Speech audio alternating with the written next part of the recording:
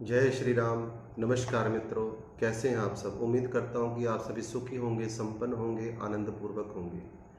तो मित्रों, चौथी राशि की आज बात करेंगे, कर्क राशि के बारे में, कि कर्क राशि का जो आने वाला समय है 30 अक्टूबर से लेकर के 2024 के अंत और 2025 के मई जून तक, यह जो राशिफल है कर्क राशि वालों के लिए होगा।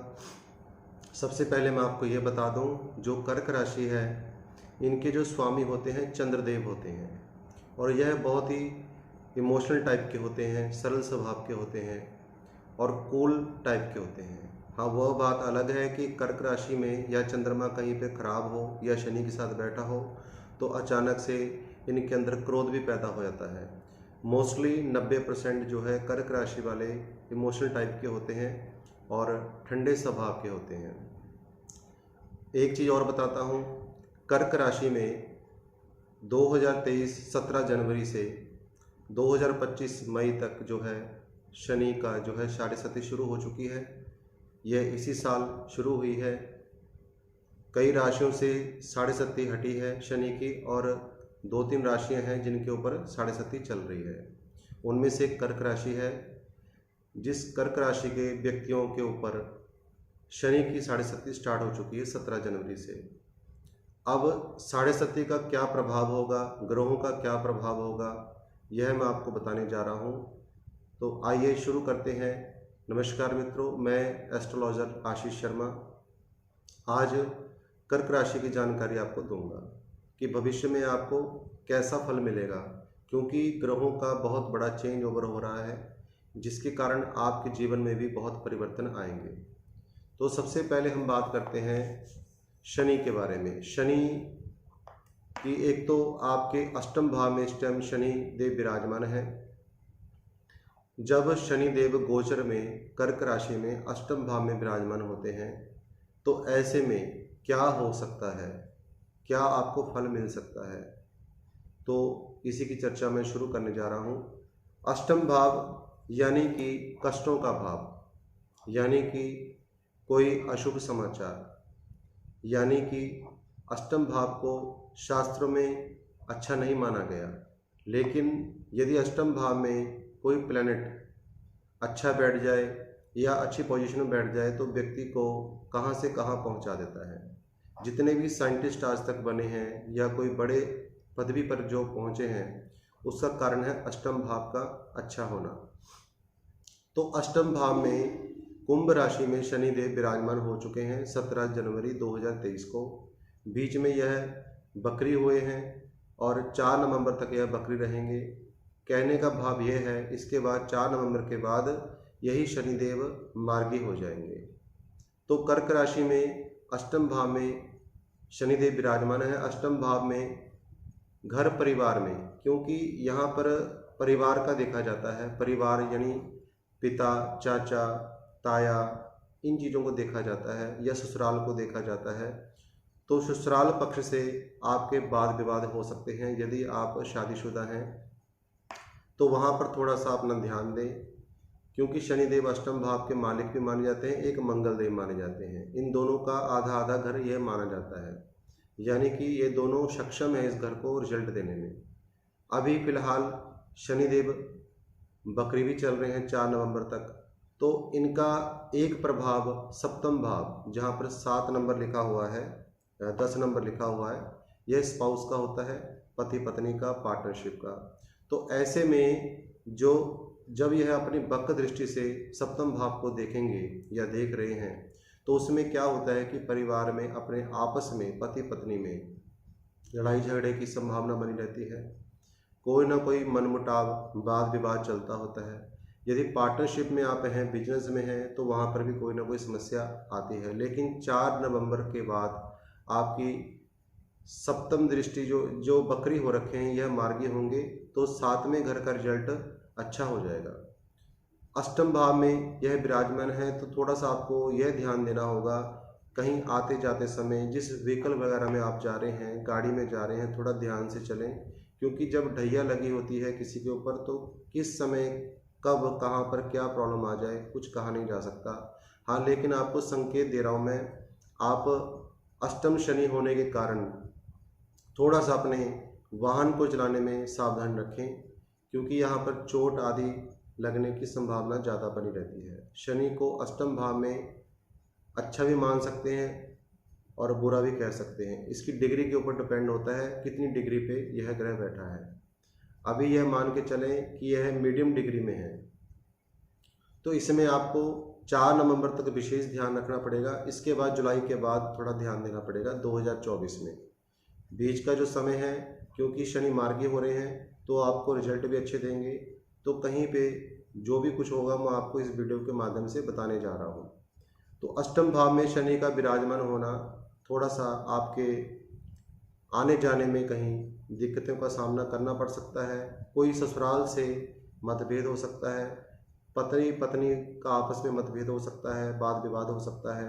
बिजनेस में कोई समस्या आ सकती है, यानी पार्टनरशिप में अगर यदि आप हैं तो वहाँ पर भी कोई समस्या आ सकती है। लेकिन 4 नवंबर के बाद यह सभी चीज़ें सॉल्व होनी शुरू हो जाएंगी, शॉर्ट आउट हो जाएंगी। यानी ससुराल से भी कोई ऐसी बात हो रही है, कोई वाद विवाद हो रहा है, वह संभल जाएगा। इसके बाद इनकी जो थर्ड दृष्टि पड़ रही है वह पड़ रही है कर्म क्षेत्र में। कर्म क्षेत्र का अर्थ होता है जहाँ पर व्यक्ति काम कर रहा होता है, जो कर्म कर रहा होता है, उस कर्म के ऊपर इस शनि का क्या इफेक्ट पड़ेगा 4 नवंबर के बाद। क्योंकि 4 नवंबर के बाद यह मार्गी होंगे। मैं फिर रिपीट कर रहा हूँ, मार्गी होने का अर्थ होता है कोई ग्रह अपने सीधे मार्ग में चलना शुरू कर देता है। बकरी होने का अर्थ है वह एक घर पीछे भी देखता होता है, तो वह काफ़ी हद तक जो उसको कहते हैं कि पिछले घर का रिजल्ट खराब करता है, बकरी होने में खराब हो जाता है। जैसे हम ये कह सकते हैं कि कोई व्यक्ति बीमार हो जाता है, अभी यह शनिदेव स्वस्थ हो जाएंगे एक तरह से 4 नवंबर से। तो जो भी आपको नेगेटिव प्रभाव अभी तक दिख रहे थे वह आपको थोड़े थोड़े समाप्त होते नजर आएंगे और 4 नवंबर के बाद कुछ अच्छा होना शुरू हो जाएगा। जैसे कि कर्म क्षेत्र में इनकी तीसरी दृष्टि पड़ रही है 10वें भाव में, तो यहाँ पर आपके कर्मों को, कर्म स्थान को मजबूत करेंगे और हार्डवर्क जरूर कराएंगे आपको, लेकिन आपको अपने कर्म क्षेत्र में बहुत सफलता मिलेगी। आप ऊंचाई में पहुँचेंगे। थोड़ा बहुत आपको, यदि आप किसी के अंडर में काम कर रहे हैं, कोई आपके बॉस हैं, तो वहाँ पर थोड़ी बहुत आपको उनसे कहा सुनी हो सकती है, थोड़ी बहुत दिक्कत आ सकती है। तो पेशेंस रखें। पेशेंस रखने से आपके कर्म क्षेत्र में बहुत आगे तक जाओगे आप, क्योंकि शनि इस टाइम कुंभ राशि में है, अपनी ही खुद की राशि में, अपनी प्रिय राशि में बैठे हैं। जब अपनी प्रिय राशि में बैठ करके 10वें भाव को तीसरी दृष्टि देखते हैं तो आपको कर्म क्षेत्र के रिगार्डिंग बहुत अच्छा फल देंगे। आपके कर्मों में बढ़ोतरी होगी, धन का आगमन होगा, लक्ष्मी की कृपा होगी। इसके बाद यह पिता का स्थान भी माना जाता है, पिता से भी थोड़ा बहुत आपको ध्यान देना होगा, कोई मतभेद हो सकता है। तो इसके लिए मैं बीच में आपको जब भी संभव होगा मैं उपाय बताऊंगा, तो उपाय आपको करना है, क्योंकि ढैया का असर आपको हो सकता है जो 7.5 चल रही है शनि का, और कोई नेगेटिव प्रभाव नहीं होता, यहीं पे प्रभाव होता है जब किसी राशि पर ढैया या 7.5 चल रही हो। तो शनि के लिए अष्टम भाव में मैं उपाय भी बताता हूँ, अभी फिर आगे बात करते हैं। अष्टम भाव के शनि के लिए यदि हो सके तो 800 ग्राम साबुत उड़द आप लें, उसमें एक सुरमे की डली डाल दें, जितनी मर्जी छोटी बड़ी हो, और इसके अलावा थोड़े काले तिल डाल दें और 8 बादाम डाल दें साबुत। इसके बाद उसको काले कपड़े में बांध दें। काले कपड़े में बांधने के बाद अपने सिर से एंटी क्लॉकवाइज कम से कम 8 बार घुमा दें, और उसके बाद शनिवार के दिन जब संध्या का समय हो 5-6 बजे या 7 बजे के आसपास, यानी सूर्यास्त होने से पहले पहले आपको करना है, इसको जल प्रवाह करके आना है, विसर्जन कर देना है।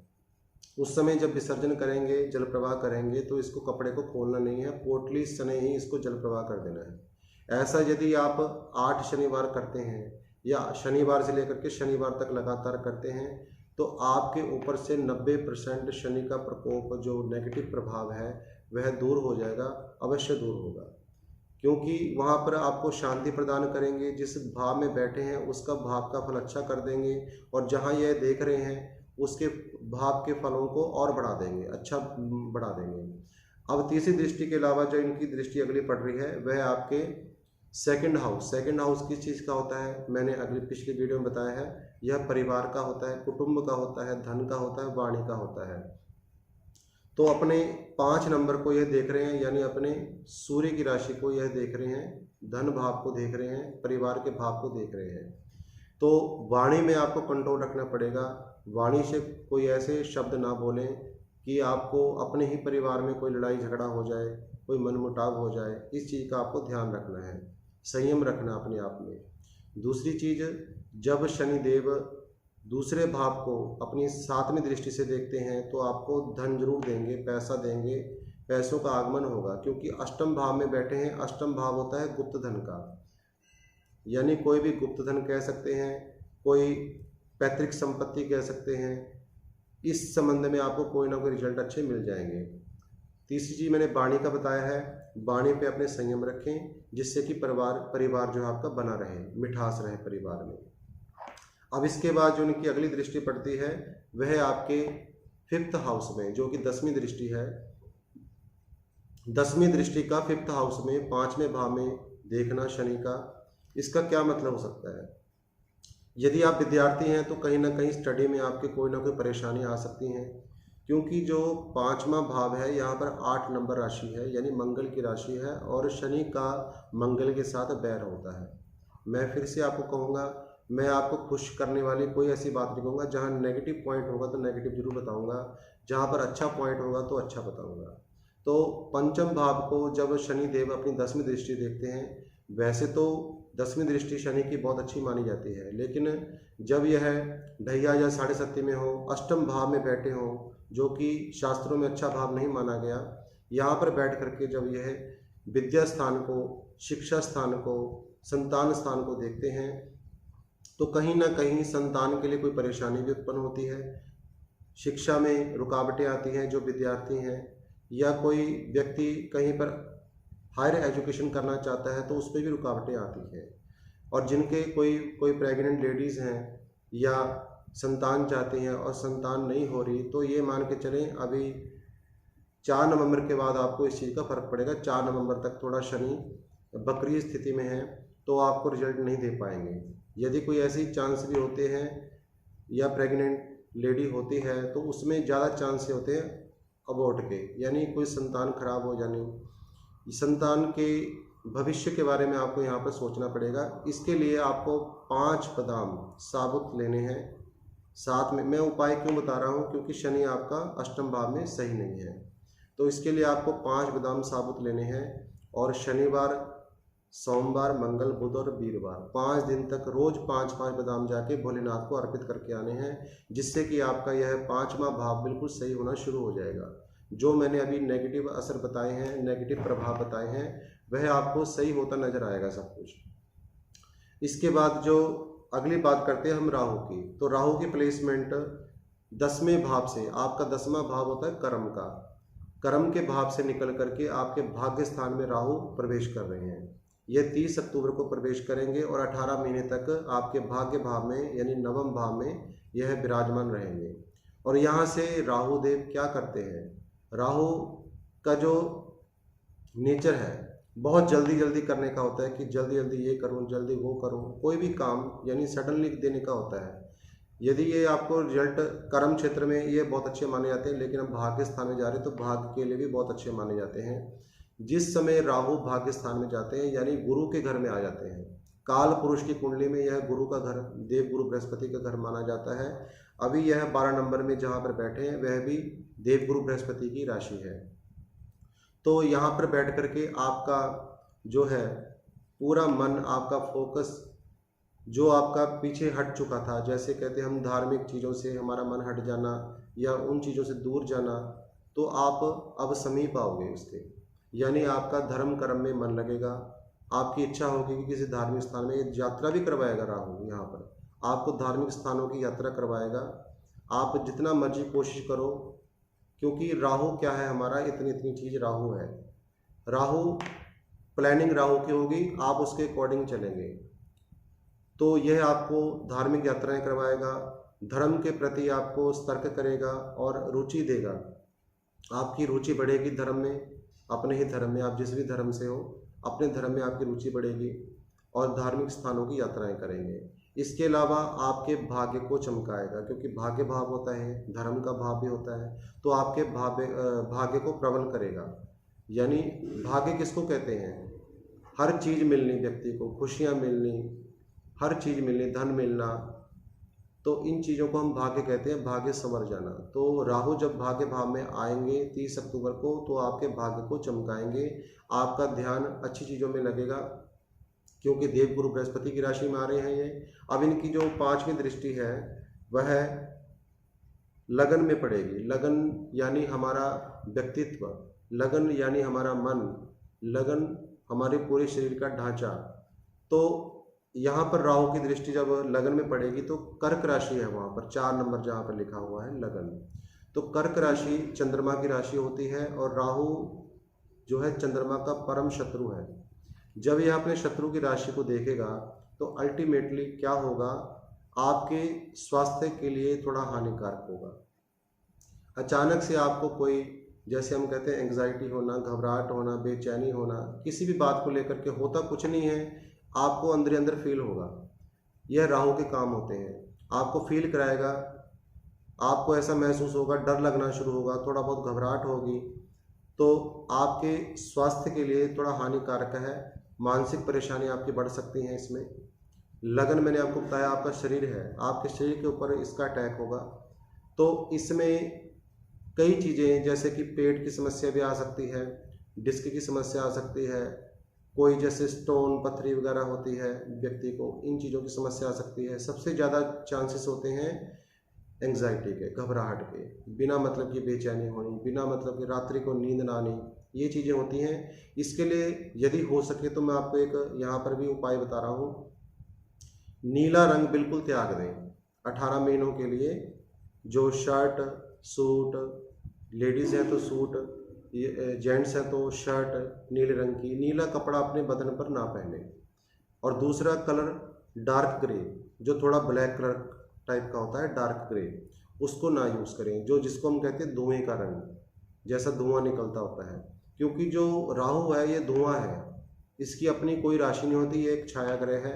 जिस राशि के ऊपर ये विराजमान होता है उसी के अकॉर्डिंग यह अपना फल देता है। अब गुरु के अकॉर्डिंग फल देगा, लेकिन दृष्टि तो इसकी है।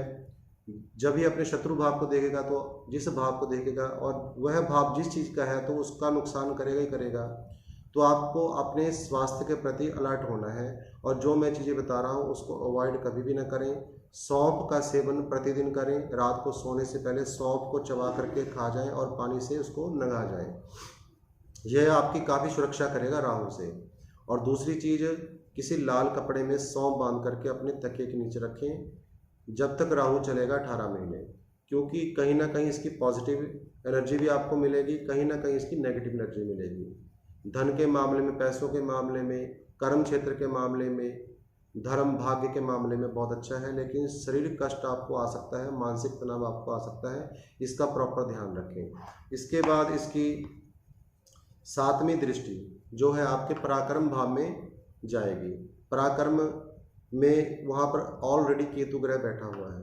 जब केतु बिल्कुल सामने जब बैठा होगा, उसके सामने भाग्य भाव में राहु है, तो यहाँ पर यह मान के चले आपकी थोड़े बहुत वाद विवाद हो सकते हैं अपने छोटे भाई बहनों के साथ।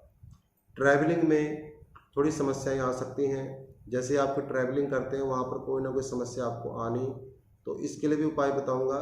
और लेकिन पराक्रम में आपके वृद्धि करेंगे, क्योंकि जब राहु और केतु 3rd हाउस में केतु बैठे हैं, राहु भाग्य भाव में बैठे हैं, एक दूसरे को देख रहे हैं, तो पराक्रम में आपके वृद्धि होगी। जितनी आप धार्मिक यात्राएं करेंगे, यानी कोई देवी का मंदिर हो, शिव का मंदिर हो, कहीं भी धार्मिक स्थान में जाएंगे, यदि प्रतिदिन जाते हैं, आपके आसपास कोई है कोई धार्मिक स्थान, तो वहाँ पर जरूर जाएं। उससे आपका यह राहु और केतु का जो नेगेटिव असर है वह दूर होगा, आपको इसके अच्छे रिजल्ट मिलने शुरू हो जाएंगे।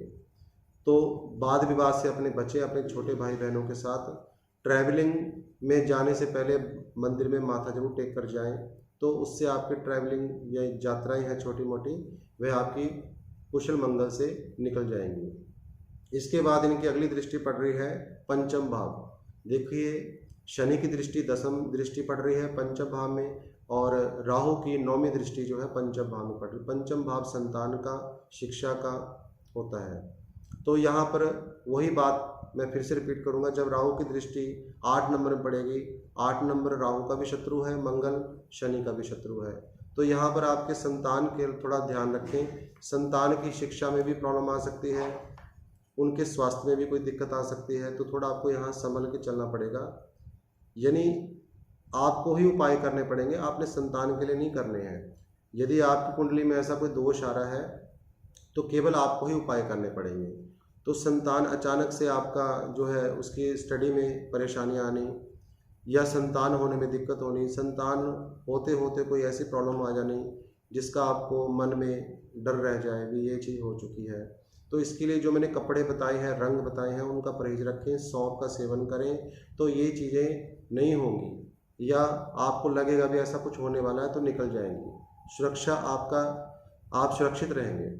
तो यहाँ पर यह जो दृष्टि है यह कार्य करती है। अब बात करेंगे देवगुरु बृहस्पति के बारे में। देवगुरु बृहस्पति की जो प्लेसमेंट है, अभी 30 अक्टूबर को राहु और गुरु का चांडाल दोष आपके 10वें भाव में बना हुआ था, यानी कर्म क्षेत्र में प्रॉब्लम, लड़ाई झगड़ा, वाद विवाद, ऊपर वालों के साथ, जैसे हम कहते हैं बॉस के साथ या उच्च अधिकारी के साथ कोई ना कोई वाद विवाद। लेकिन 30 अक्टूबर के बाद यह कुछ समझ जाएगा, आप बहुत तरक्की करेंगे, क्योंकि जो आपके भाग्य भाव में राहु हैं यह आपको तरक्की भी दिलाएंगे, और 10वें भाव में गुरु जब अकेले होंगे तो अप्रैल तक आप बहुत अपने कर्म क्षेत्र में आगे बढ़ेंगे। यानी वही जो उच्च अधिकारी हैं, आपके बॉस लोग हैं, वही आपकी पदोन्नति करेंगे, यानी आपको ऊपर बढ़ाएंगे, एक अच्छा डेजिग्नेशन आपको मिलेगा, एक अच्छा ओहदा आपको मिलेगा, प्रमोशन होगी, इंक्रीमेंट होगा। यानी देवगुरु बृहस्पति जब 10वें भाव में होते हैं, अकेले होंगे और मेष राशि में बैठे होंगे, 30 अक्टूबर के बाद आपको अच्छे रिजल्ट देंगे अपने कर्म भाव के रिगार्डिंग। तो यहाँ से देवगुरु बृहस्पति अपनी पंचम दृष्टि से दूसरे भाव को देख रहे हैं, जहाँ पर राहु भी, जहाँ पर शनि की दृष्टि पड़ रही है, यहाँ पर देवगुरु बृहस्पति की पड़ेगी। तो आपकी कोई, ये कह सकते हैं परिवार में कोई अच्छा मंगल कार्य होने वाला है। जैसे ही गुरु 30 अक्टूबर को जो है राहु गुरु चंडाल योग से मुक्त हो जाएंगे, तो आपके घर के अंदर कोई ना कोई अच्छा माहौल बनेगा, परिवार में खुशियाँ आएंगी, कोई मंगल कार्य होंगे देवगुरु बृहस्पति की दृष्टि के कारण। तो इसके लिए बहुत अच्छा पॉइंट है। दूसरी चीज़, वाणी गुरु के कारण आप कुछ बोलते बोलते आप वाणी में मधुरता भी ले आएंगे, क्योंकि गुरु की दृष्टि पड़ रही है, शनि की पड़ रही है। यदि अकेले शनि की दृष्टि पड़ रही होती तो कहीं ना कहीं कड़वाहट जरूर आती। अब शनि के साथ साथ देवगुरु बृहस्पति भी देखेंगे पंचम भाव, सेकंड भाव को, तो आपका वाणी में काफ़ी सही रहेगा। बस थोड़ा बहुत जो मैंने बताई हैं आपको चीज़ें बताई हैं कि ध्यान रखने वाली, उन चीज़ों का आपको ध्यान रखना है। अब देवगुरु बृहस्पति आपको धनी भी बनाएंगे यहाँ पर, क्योंकि जहाँ पर वह बैठे कर्म स्थान है, जहाँ पर वह देख रहे हैं वह आपका धन स्थान है। तो आप अच्छा धन कमाएंगे इन बिटवीन अप्रैल से पहले पहले। आपको बहुत अपॉर्चुनिटी मिलेंगी आगे बढ़ने की और तरक्की करने की, मान सम्मान को मिलेगा। यह चीज़ पक्की समझें आप 101%। इसके अलावा देवगुरु बृहस्पति की दृष्टि पड़ रही है सीधा चतुर्थ भाव में। चतुर्थ भाव मैंने आपको बताया था सुख का होता है, सुख, माता का, भूमि, वाहन, प्रॉपर्टी इत्यादि, ये 4-5 चीज़ें होती हैं। तो देवगुरु बृहस्पति जब इस घर को देखेंगे तो यह चंद्रमा का घर माना जाता है। कालपुरुष की कुंडली में यह घर चंद्रमा का है, और अभी यदि आपकी चंद्र राशि से देखा जाए तो यह घर शुक्र का है। शुक्र लग्जरी चीज़ों का कारक होता है। तो अप्रैल से पहले पहले आप कोई अपना स्वयं का कोई मकान, कोई घर बना सकते हैं या ले सकते हैं, परचेज कर सकते हैं देवगुरु बृहस्पति की दृष्टि के कारण। कोई गाड़ी, बंगला इत्यादि आप परचेज कर सकते हैं, क्योंकि देवगुरु बृहस्पति आपको सक्षम कर देंगे यह चीज़ें लेने में, और आप लेंगे ही लेंगे, ये श्योर है। यदि आपने ये जो गोचर मैं बता रहा हूँ इसके साथ साथ अपनी जन्म कुंडली का अध्ययन जरूर करें। यदि आपकी जन्म कुंडली में भी ग्रह काफ़ी हद तक सही हैं तो गोचर में रिजल्ट इनका 100% मिलेगा जो मैं बता रहा हूँ। माता के सुखों में बढ़ोतरी होगी। माता का यदि पहले स्वास्थ्य ठीक नहीं रहता था, वह अब स्वास्थ्य ठीक रहेगा, क्योंकि पहले गुरु राहु चंडाल दोष के कारण माता के लिए भी कष्टकारी था, भूमि वाहन भवन के लिए भी हानिकारक था, यानी आपका कोई भी चीज़ नहीं बनी, तो अब जा कर के वह बनेगी। तो आप इन्वेस्टमेंट कर सकते हैं कहीं भी, वह देवगुरु बृहस्पति आपसे करवाएंगे। क्योंकि व्यक्ति, मैं आपको बता रहा हूँ, व्यक्ति स्वयं कुछ नहीं करता, ग्रहों के अकॉर्डिंग व्यक्ति चलता है, उसके अकॉर्डिंग उसका माइंड काम करता है, उसके अकॉर्डिंग ही उसकी बॉडी व्यक्ति की काम करती है। तो यह देवगुरु बृहस्पति का काम है कि जब वह 10वें भाव में कर्म स्थान में आए हैं तो आपको अच्छा फल देंगे ही देंगे। अब इनकी दृष्टि जो पड़ रही है छठे भाव में, छठा भाव होता है रोग ऋण रिपु, यानी रोग का, ऋण का और शत्रुओं का। तो रोग को दूर करेंगे। यदि कोई स्वास्थ्य परेशानी आ रही है या पीछे आ रही थी तो 30 अक्टूबर के बाद आपके रोग समाप्त होते नजर आएंगे। यदि आपके ऊपर कोई कर्जा है वह दूर होता नजर आएगा अप्रैल से पहले पहले। यदि आपके कोई शत्रु हैं वह आपके साथ मित्र की तरह व्यवहार करना शुरू करेंगे। तो यह देवगुरु बृहस्पति का जो आपको रिजल्ट देने वाले हैं उसकी भविष्यवाणी मैंने की है। तो मित्रों, अभी तक आपको जो भी मैंने बताया है यह आपकी चंद्र राशि के ऊपर डिपेंड है। यदि आपकी चंद्र राशि कर्क है या आपके लगन में 4 नंबर लिखा हुआ है, लगन कुंडली में 4 नंबर सबसे ऊपर लिखा हुआ है, तो यह भविष्यवाणी 101% सत्य होगी। आप थोड़ी बहुत अपनी कुंडली में भी नजर मारें कि आपका देवगुरु बृहस्पति कहाँ बैठा है, शनि कहाँ बैठा है, राहु कहाँ बैठा है और केतु कहाँ बैठा है। उनकी पोजीशन जन्म कुंडली में भी काफ़ी बेहतर है, तो आपको इस गोचर के रिजल्ट बहुत ही बेहतर मिलेंगे। जितना मैंने कहा है हो सकता है उससे भी बेहतर मिले।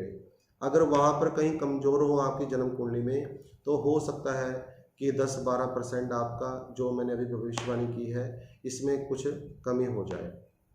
तो जन्म कुंडली के साथ इसकी बहुत अटैचमेंट होती है गोचर की, केवल गोचर से कुछ नहीं होता, जन्म कुंडली के साथ मिला करके भी। लगभग ये मान के चलें कि आपका 90% जो मैंने बताया है वो चीज़ बिल्कुल सत्य होंगी। 10% आपकी कुंडली के ऊपर डिपेंड है कि आपकी कुंडली में किस प्रकार के ग्रह बैठे हुए हैं। तो उम्मीद करता हूँ कि आज की यह जानकारी आपको अच्छी लगी होगी। अपने मित्रों के साथ इस वीडियो को शेयर करें और मेरे इस चैनल को सब्सक्राइब करें, नोटिफिकेशन बेल को ऑल करें, ताकि भविष्य में जब भी मैं कोई वीडियो डालूं तो आपको तुरंत उसका नोटिफिकेशन मिल जाए और आप उस जानकारी को देख सकें। तो मित्रों, इसी के साथ आज की इस वीडियो को, इस जानकारी को मैं यहीं विराम देता हूं। जय जय श्री राधे, नमो।